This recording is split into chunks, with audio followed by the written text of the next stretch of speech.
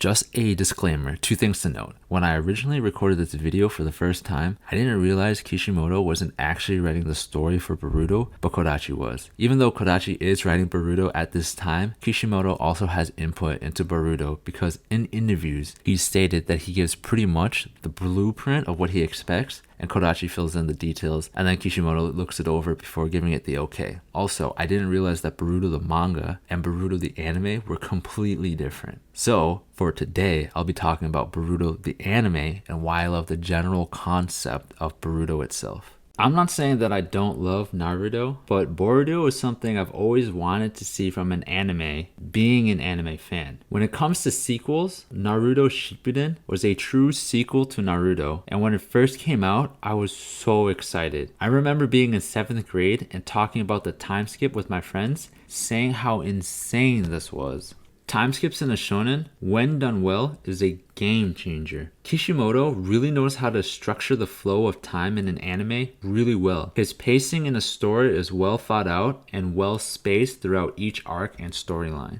Having said that, I really loved it when Boruto came out. It was something that wasn't really done in anime. Boruto isn't really a sequel to Naruto, it's more of a whole new chapter and an established timeline. Which is insane to think because we're getting new stories with new main characters while keeping the old ones there but not having them be the main focus.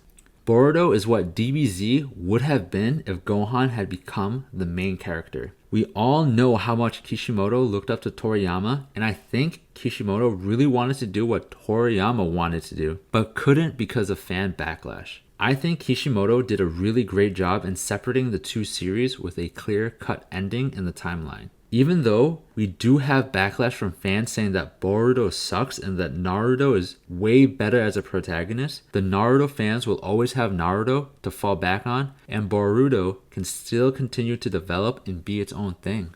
Toriyama couldn't do that with Gohan because the fans love Goku way too much to have Gohan take over and be the face of that franchise. Had Toriyama did what Kishimoto did and start a whole new series around Gohan, I think it would have been a different story. But that's just a speculation.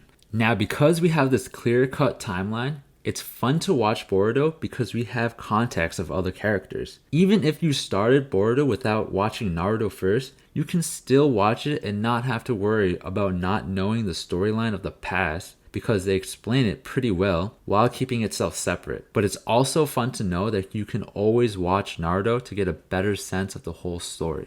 I've always been a fan of the after story in animes or mangas.